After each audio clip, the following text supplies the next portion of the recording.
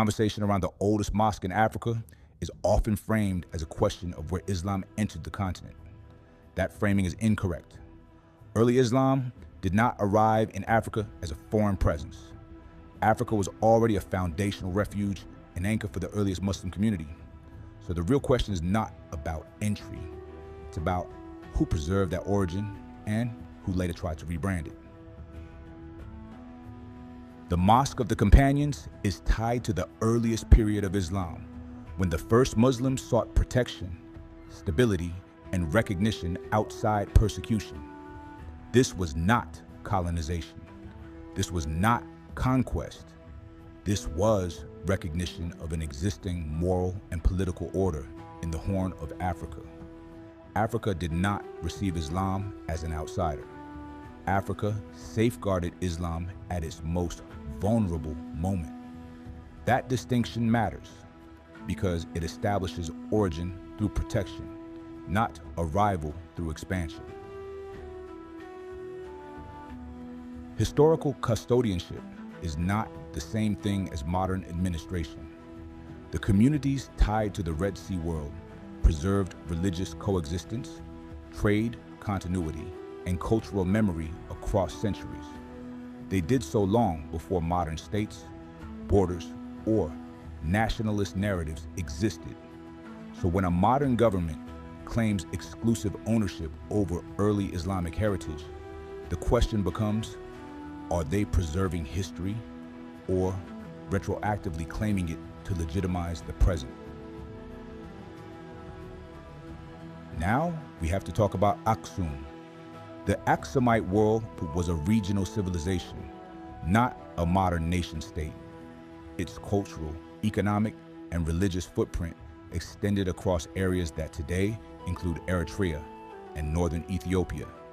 Yet, in modern politics, Axum is often packaged as a singular national inheritance, used to project antiquity, legitimacy, and civilizational depth. Eritreans challenge this not to deny Axum, but to reject the idea that a regional civilization can be monopolized by one modern state. History does not collapse neatly into current borders. The debate over Axumite ruins is not just about stones in the ground. It's about who funds excavations, who writes museum labels, who trains tour guides, and who speaks at international heritage forums. This is how archaeology becomes narrative control. When Ethiopian state institutions present Axum as exclusively Ethiopian, Eritrea's Red Sea antiquity and custodial role are sidelined, even though those histories existed long before the modern Ethiopian state took shape.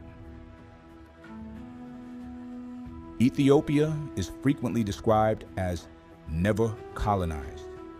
Historically, this is false. Italy occupied Ethiopia from 1936 to 1941. But the phrase survives because it functions as international branding, not strict history. After World War II, Ethiopia was repeatedly rewarded with diplomatic recognition, loans, and strategic partnerships, while Eritrea's independence struggle was delayed, dismissed, or subordinated to Western interests. This was not accidental. It was geopolitics. Modern Ethiopia can point to glass buildings, infrastructure corridors, and development projects. But debt-driven development often produces what people experience as poverty dressed up as progress. Heavy reliance on Western governments, lenders, and corporate partners limits sovereignty. Policy must satisfy creditors.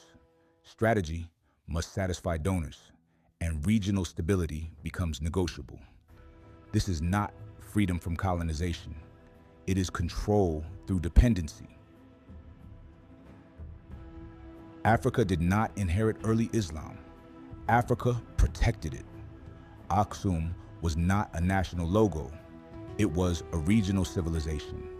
And heritage cannot be owned just by whoever markets it best today. History belongs to those who preserved it when power was absent, not those who claimed it later through borders, debt or foreign approval. For independent research, unfiltered analysis, and ongoing coverage of global current events, make sure to follow Red Sea Roundtable on social media and catch our latest articles and research at redsearoundtable.com.